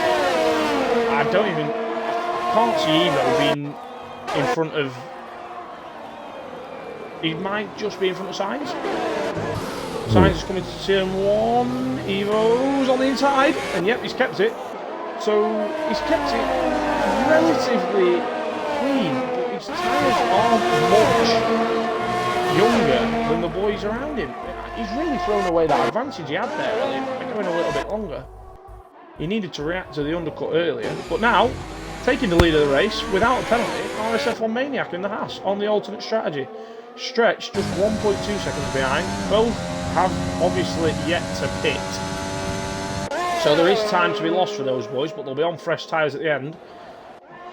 Dan, the leader out of all those that have made a pit stop so far, and Toto is probably going to have a go at Shane into the left-hander at the bottom of the back straight. Can he get it stopped? He can. Evo Shane do anything about it? He can't. Evo past Massa. Sainz past Massa. Massa's AI, so I'm not sure what's gone off there, but Massa is AI.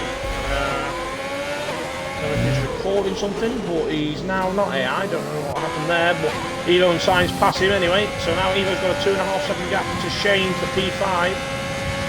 And he's lost 3.5 seconds nearly to Toto. Shane hits the pits. I think he'll go for another set of mediums, or can he get a set of soft for the end for me, Elliot? What do you think? looking at what Evo did, maybe? Wait, past Massa under the DRS, he will. He'll get that stopped on the medium tyres. The tyre advantage now killing RSF1 Massa, unfortunately. Can he go for the softs? What's he gone for, Elliot? Whereabouts? He's gone for the mediums. If I'm not mistaken, might not be, but I don't know what you're going to say. Oh no, Shane did start on. He's gone for the 2-stop, so we. Yep, he started on the soft tyre inside the top 10, so that'll be his final stop.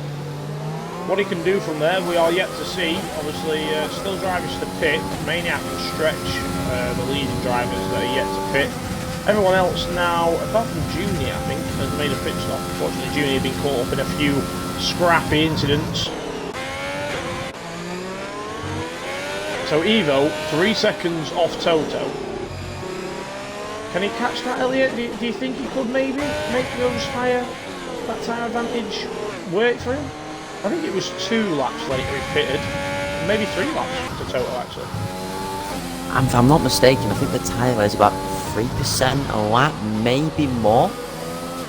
So yeah, I think that sounds about right. 3 to 4% a lap, and there's now 12 laps left as we've just crossed the line. There's 12 circulations of the Circuit of the Americas to be completed, and he's 2.9 seconds off of net P1.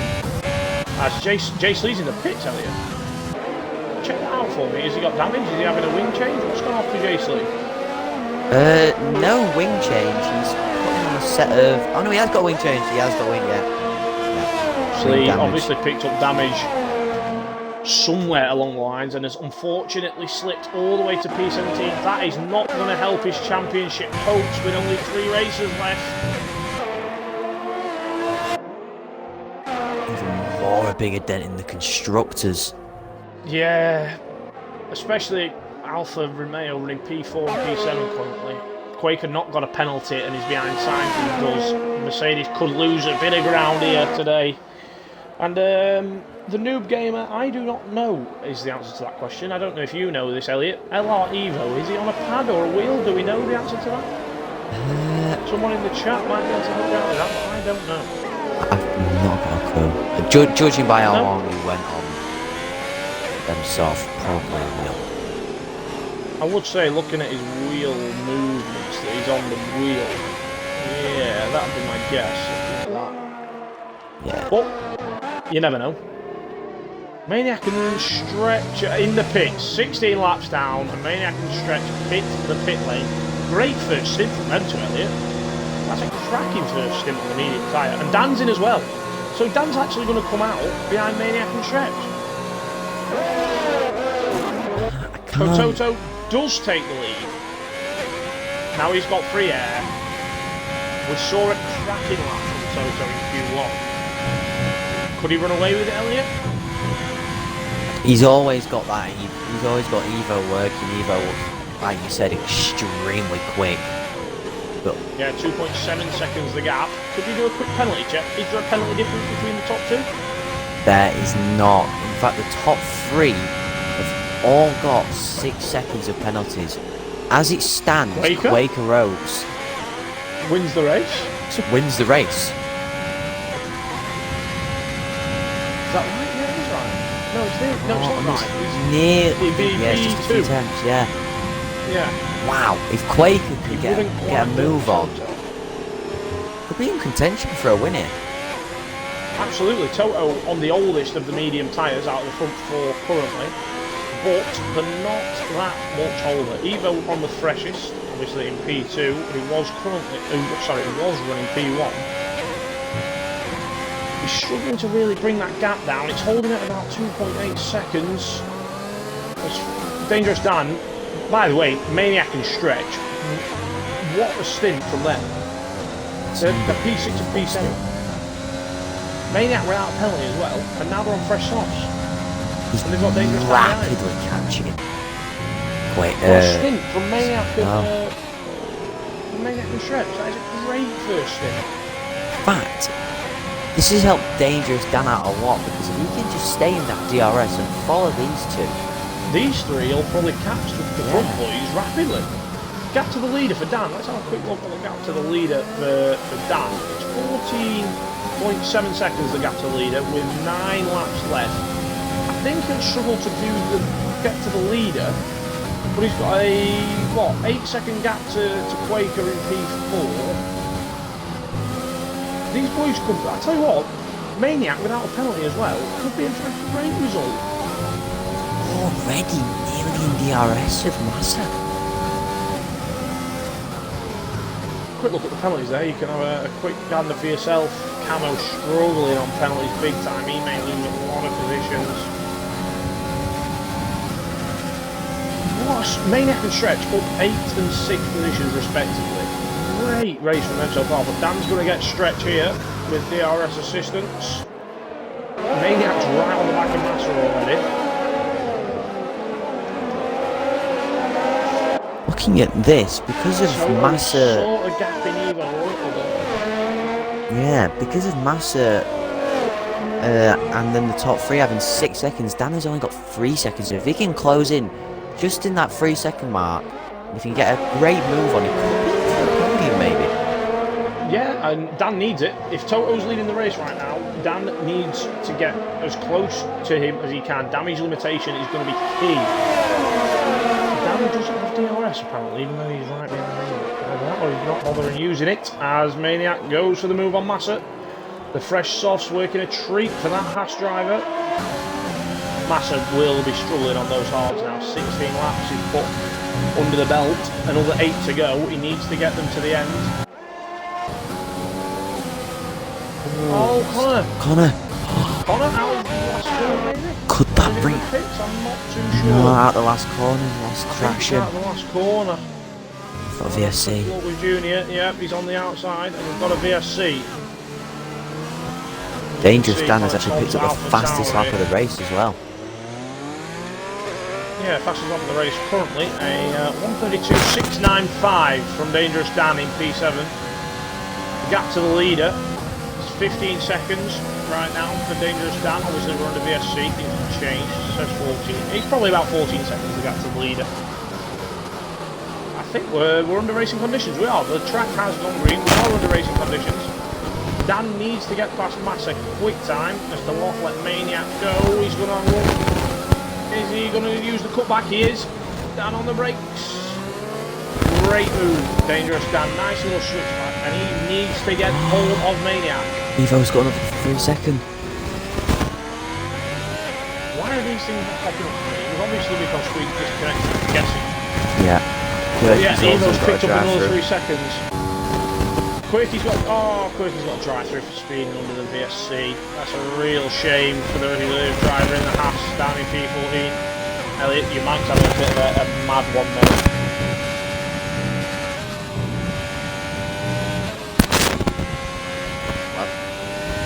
That's better, my friend. Just doing the old ruffling thing. It's still a little bit. There we go, we clicked the line. Perfect. Maniac really going to try and get his head down now then. Can he catch Quaker Oats? Can he catch the front 3? Can he be in with a chance of picking up a podium?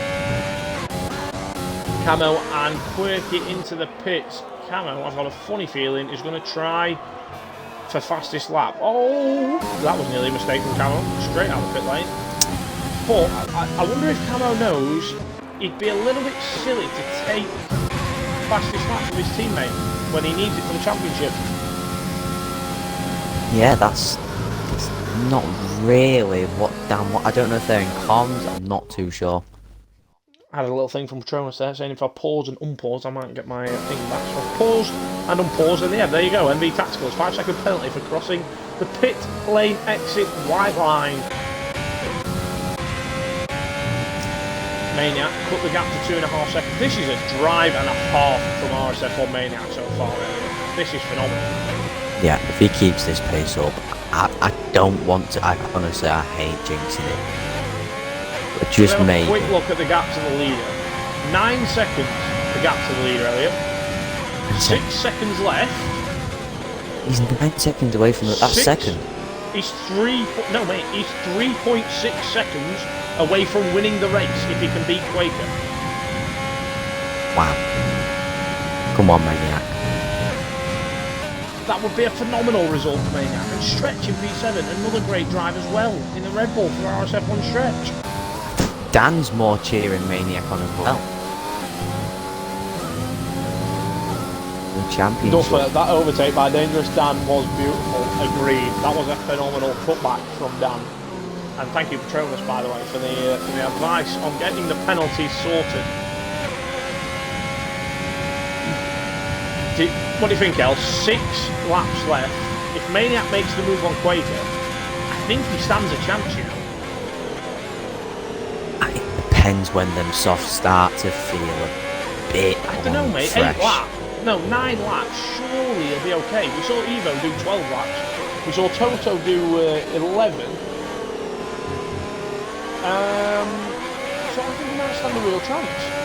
I heard on the grapevine, Gruntastrophe says, I heard on the grapevine that Slee has taken Connor out. So there must have been an accident at the last corner, Elliot. Oh.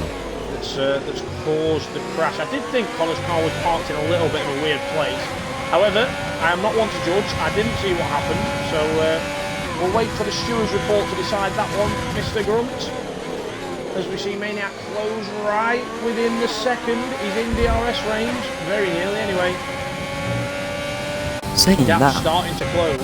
Dan's catching. Camo catching little sparks. Fastest lap, Elliot. Is it still what it was before? I hope so. Yeah, it's 32.6. Good. I am keeping on top of that. I'm sure it added beating me.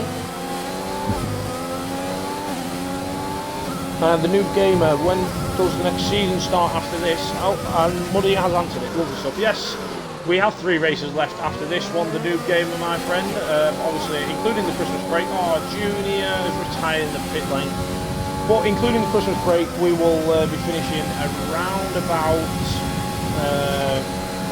January time. And Elliot, I have some bad news to break. oh no. Elliot, Maniac has picked up a 3-second penalty. Oh no. The one man left on the grid without a penalty is Quaker. Can he do it? Can Quaker do it? The gap to the leader for Quaker, 7.4 seconds. The gap he needs to be within, 6 seconds. He needs a second and a half. Oh, I'm so I mean, gutted Maniac for can still get Maniac. on the penalty. Maniac can still get on the podium here, Elliot, 100%. Oh, definitely. He is more than likely, with the tyre advantage, going to get Quaker at some point, and they're right on the back of Sainz. So he stands a huge chance. Oh, Toto's got a penalty. Toto's picked up another? Yeah. Oh my. Toto has picked up another. The gap to the leader, currently, for Quaker, he's in for the race win. Oh my. Quaker currently, he's net P1. Quaker needs to keep that DRS to Sainz. He needs it. Can't jump out of it. Toto's picked up a penalty. That could be race killing with only 4 laps left. Evo's catching rapidly as well to Toto. Maniac's got DRS this time. Quaker doesn't. Is Maniac going to go for the move around the outside? Can he make it stick with the fresh softs? Can he get on the traction? He's now got the inside line. Dan's going to Great try as move well. around the outside from Maniac. Can Dan get past? Can he do the switch back again? He does. Dan does the switch back again into the same corner. How much will that hinder Quaker though? Now the question for Maniac is how close can he get? Can he get within 6 seconds of him? The gap now for him is 7.5. Can he get 1.5 seconds in 3 laps? I think it's doable. I think it's He extremely needs to doable. stick within that DRS and get past Sainz and give it everything he's got. Yeah. If he gets past Sainz, the gap then will be around about 4 tenths to the leader. 4 tenths to win the race. If he can pick up no more penalties. Quaker's still in a good position if he can keep hold of Dan's DRS. A little bit further down the field, Shane in P10 is starting to catch up to Falcon in P9. Eyes the best right on the back of Spark. Do we see a move here for P13? Eyes the best on the fresh softs around the outside of turn 1. Ooh, a little bit of shoving. Can he get the cutback? Sparks does run wide. A little bit naughty from Sparks. He's going to get Maniac. Good Eyes the best around the outside. Dan is going to get Maniac, is he? Is he? I don't know. It's going to be close. Yeah, he's going to get him on the traction. But Maniac just needs to, if Dan's quicker, stick with him. Definitely. Before 2-3 tenths this lap, Maniac needs to follow Dan. If he passes signs, if Dan passes signs and Maniac follows him, Dan could drag him to a win. Keep up on the penalty. Oh, then again, Dan's only got 3 seconds, Elliot. I thought he had 6. Oh yeah? Dan's only a second off the win. Oh my. Can Dan do it? Does he on flag? Oh no, this could be... Oh no, it's gone. No. Oh, it's gone green. Sainz has gone very wide. Too early. Dan's passed. This is it. Can Dan do it? He's now up into P3. He's on the podium. He's 6.8 seconds behind Toto with 2 laps left at the end of this one. Well, yeah, Dan has to keep a cool head, and he could eat into Toto's advantage in the championship. Who's picked up another? Oh, Maniac. And oh no, it's not. I thought that was Dan. Oh my God, it's signed. Maniac has picked up another penalty. Oh man. No, well, he's got no ERS. He's got 5 ERS. Dan's got Quaker, by the way, just to let you know, Quaker is within 8 seconds of Toto, which means Quaker will jump Toto as it stands. He's 8 seconds behind him. He'll jump. He might even get P. Quaker could go from P6 to P2 here by keeping no penalties. Oh, Dan's fine. Maniac's beat Signs. So Maniac now jumps Signs. They're equal on penalties. So that is a race for position between Maniac and Signs. I'm going to leave the gap to the leader up just to try and see us out to the end of the race to see where Quaker could end up. He's 8.5 seconds behind the leader with 2 laps left. Dan, a 10th off getting within the range of winning the race. Half a 10th. He's nearly there, Dan. Oh, he's there. He's within. Can he stay within though? Quaker Oats is 2 still of within. the laps of his life, and he will do it. Can he just keep those softs going to the end, and he will be within, well, race winning range if he doesn't pick up another penalty. There's still a lap and a half to go for him. Maniac, obviously, penalty. Could he jump anyone in front of him? He needs to be, not really. No. Unfortunately, picking up that second penalty sort of killed his chances of beating anyone. And just to answer your question there, yeah, Evo has had 9 seconds on penalties for quite a while. Lucas and Duff are having the conversation in the chat there. So it's all Dan's now. Well, I say it's all Dan's. 5.9 seconds. Oh, it's just jumped to 5.7. Let's have a look if Evo could take it on track though, Elliot. Evo, 7 tenths off the back of Toto. This could be massive. And with 50% ERS compared to Toto's 10, the last lap of the race starts. If I'm Evo, I'm in overtake right now. Can I get right up behind him? Well, if Evo causes these two to battle, that might Look just at the gap for Quaker, by the way. That's what I was about to say. 8.8 seconds. Oh my goodness. Exactly what I was about to mention. Quaker, if these two start battling, realistically, to beat his teammate, he needs these to battle. Oh, Evo! Oh no. Evo needs to use his overtake. He needs it now, more than ever. Toto's got nothing left in the overtake button. This is it. Deploy everything. For the win on track. Quaker deploy everything. ERS and ERS pulling close enough. LR Evo. Down into the left-hander he goes on the brakes. He locks up. Toto ran out. There's contact. They're out. They're out. Dangerous Dan's going to drive on past. Dangerous Dan to the lead of the race. Evo and Toto are still up at the side. That's massive for the championship. Toto's dropped all the way to P6 and Dan's leading. I said there'd be a championship defining moment. Was that it? Toto is down to P6 and Evo down to P7.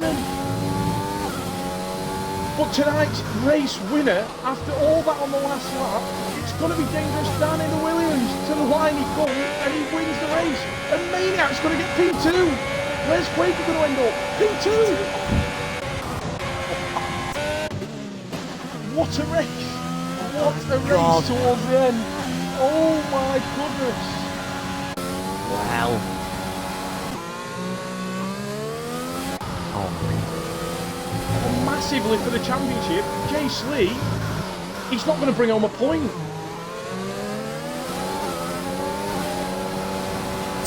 Does that promote? I think that promotes Dan into the lead of the championship. Oh, it definitely must do. It does. 25 points plus fastest lap, I think. Yeah, plus fast 26 points for Dangerous Dan. Oh my god.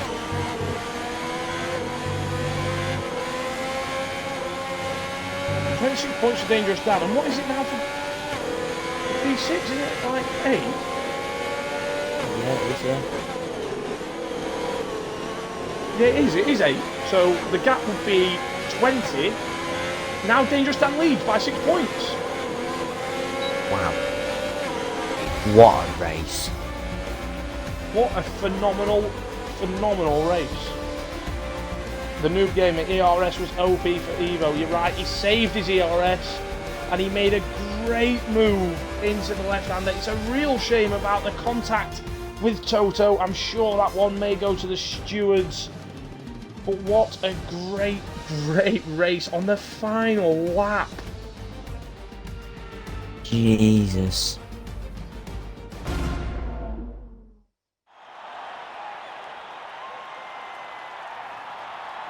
Well, Elliot, that was a cracker to watch right at the end. We predicted him for great drive pole. from Dan, not wrong. We predicted him for pole, and he's come back and he's took the win. A Maniac P3 in the end. Do you want to send the invites out, Elliot, to our podium drivers? Already done it, pal. Already done it. Perfect stuff. We'll take you quickly through the result then. P1 in the Williams. Dangerous Dan takes home 26 points for the Williams. P2, Quaker Oats, great drive from him, keeping it clean. The only man in the field not to pick up a penalty. P3, and rounding out the podium, what a drive on the one stop that was from RSF1 Maniac, from P14 on the grid. P4, RSF1 Signs in the Mercedes. P5, we have RSF1 Stretch. P6, our ex-championship leader, RS Toto Wolf. P7, the man I backed for the win and made a great move on the final lap for it all to go wrong, LR Evo. P8 was RSF1 Massa in the McLaren. P9, RSF1 Shane, and rounding out the top 10 was RSF1 Falcon in the second of the racing points. Now we will just take a minute to let all our podium drivers join us in the commentary box.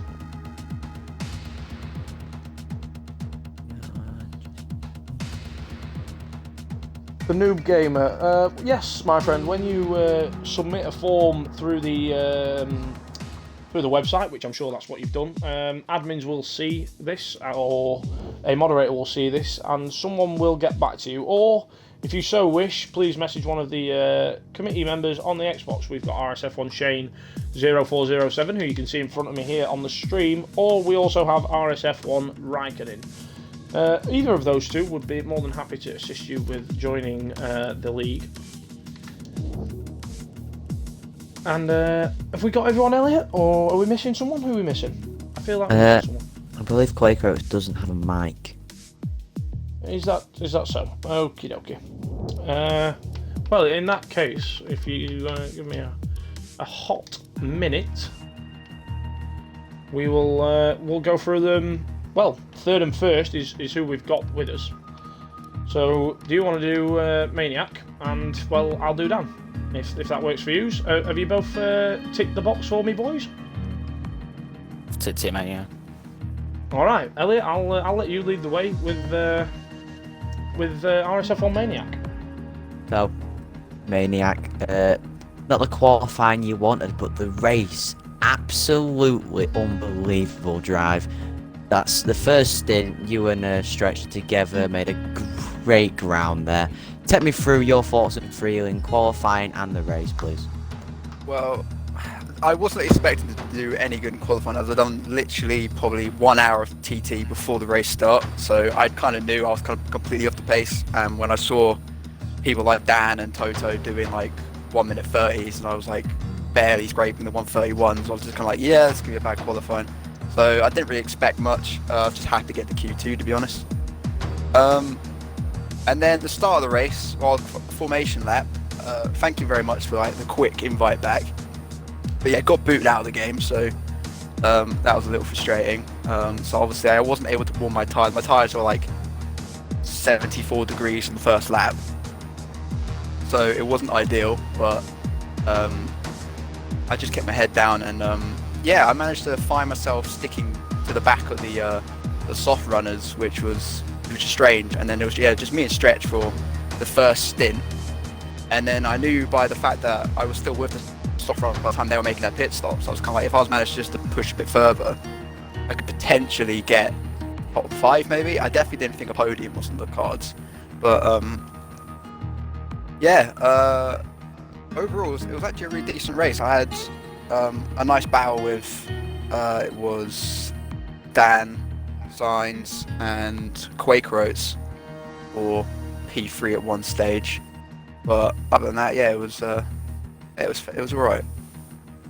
Yeah, and in the comms box, we were backing you for the win when you only had, I think you had no penalties, and you picked up a 3 second, then the 6 seconds. We were like, we were so good. There was one stage where, like, yeah, I guess briefly I thought like, oh, maybe I could potentially take the win, as I didn't have any pens and everyone else did, but yeah, it was just, I got too aggressive going into a few corners, and I picked up the first one, and after the first one happened, I kind of expected another one to follow, but it was just trying to keep myself away from that 9 second one. But I knew if I got 9 seconds, I might as well have just stopped. So, yeah, and then, oh god, the final lap, seeing Toto and Evo on the side of the track. Obviously, you don't like to see it, but right there, I knew, I was like, oh wow, I could potentially get a podium here. And indeed you did, sir. Indeed you did. So, well done on your P3.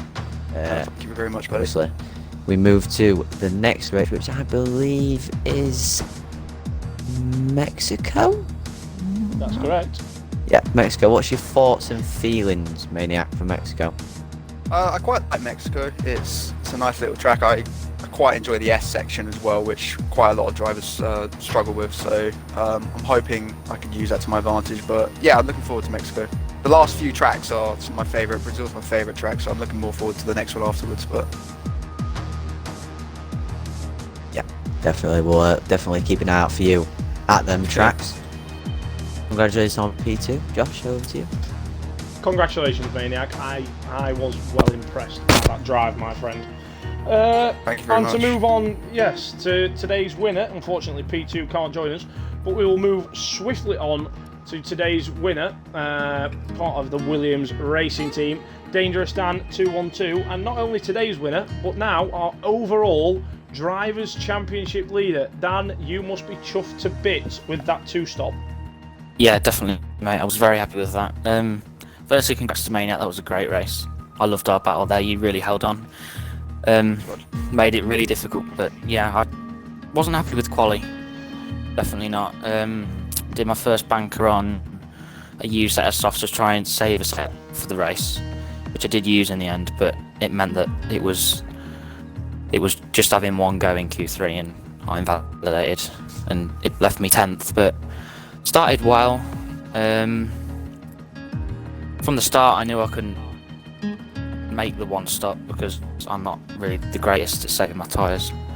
So the 2-stop was always sort of the way to go. Pitted onto mediums, had decent pace on the mediums, and was able to work my way through the field on the softs as well. Yeah. Yeah, it went really well for you in the end, and keeping your penalties low secured you the win in the end. Obviously, you won it on track, but probably 30 seconds prior to you winning it on track, I suppose it was all down to you keeping it clean. quick mention to the drivers. I suppose you weren't expecting to walk away from here leading the Drivers' Championship. No, definitely not. That wasn't on the cards. Toto looked really quick in practice. His qualifying pace is obviously great. He qualified really high up, and yeah, seemed to be going well from the start of the race. Really, it was unlucky for him to have that incident with Evo, but I'm sure he'll bounce back next race. I have no doubts about that.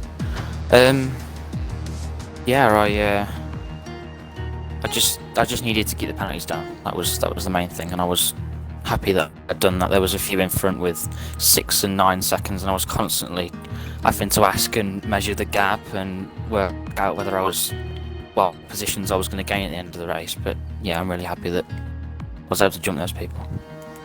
Yeah, absolutely. I want to make a quick point about your teammate. Qualified on pole out of absolutely nowhere. It must have been a little bit heartbreaking for you to see him go around right in front of you in the S's. It wasn't especially actually. with the constructors on the line. That's true. Oh, but wow. he was he was really happy with that time, and yeah, he deserves it. He deserved it. He's done quite a bit of practice for once, I'll admit, this weekend. So he deserved that. He deserved that pole. It was a really good lap. He was happy with that. But yeah. So 3 races left, Dan. 78 points up for grabs. The constructors and the drivers both on the line for yourself and for Williams. What's the aim? 3 races left. What do you think you can do in both? Not Keep to jinx it, of course.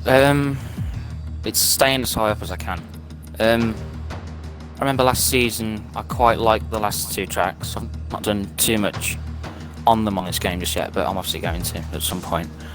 But Mexico's not the greatest for me. It's difficult on pads, especially through the S section, so it's a case of damage limitation there, and then moving on to Brazil and Abu Dhabi, I've just got to be as high up as I can. Yeah. So you touched on it there, but we'll finish with it. Mexico is next week. It's the last race before the Christmas break. Can be a big mental thing going into the Christmas break in front or behind in the championship. So you think it's going to be damage limitation? You're taking in a 6-point lead in the Drivers' Championship. So you aiming to just try and walk away with the lead of the championship, or be as close to as possible? As close to as possible. I'm not sure whether I'll be keeping this lead for too long. It's just a case of trying to keep the results as consistent and as high up as possible. Yeah, obviously I've got to really put the work in for Mexico, just because it's a pad track. I'm not too keen on it anyway, and I'm not sure if I'll have the same pace as my championship rivals. So it's a good one for overtaking, I'll admit that. But yeah, it'll be interesting to see what the pace difference is like there. The talking championship rivals, the gap before today to Slee stood at 35 points. Now you stand 61 points clear. Slee with 78 points up for grabs. Do you think you've done enough to only have to worry about Toto now? Hopefully, but I can't count out of it. You can't count anybody out of it. It's league racing, anything can happen. True. We all know Anything that, so we've got to wait and see. Yeah. Well, thank you very much, Dan, for your honest answers, and of course, best of luck next week when we return for Russia. Join us tomorrow night for the turn of F4. Am I wrong or am I right? Or is it F5 tomorrow night? F5, I think. F5 is it? Yeah, it's F5, so. I think. Yeah, I think we've already had F4, haven't we? Or are they F5? Do you know what? I'm confused as to what day it is myself. But please, 8 PM tomorrow night, join us live here on RSF1 Racing on Twitch for what is due to be another thriller. Congrats to our podium finishers, and thank you very much, Elliot, for joining me tonight. Always. And to all of you for watching, thanks for tuning in, and from me, it's good night.